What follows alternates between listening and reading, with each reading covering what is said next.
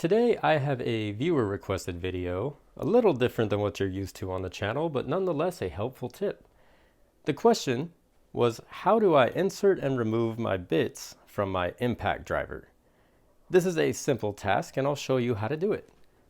If you've never done this before, I suggest starting by removing your battery. This will eliminate any possible accidents that may occur. So, if you look at your impact driver, this piece here is called your chuck.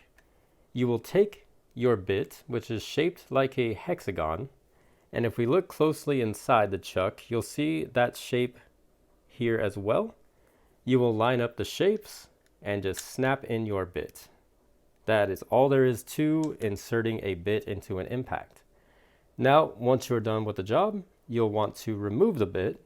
So you will put 2 fingers on the chuck while holding the bit, push forward on the chuck, and remove your bit. To show you that up close, you just pinch the chuck and you can pull him like so. One more time, insert the bit, remove the bit. Hopefully that answers your question and you learned something today. If you did, feel free to like and subscribe, and I'll see you in the next video.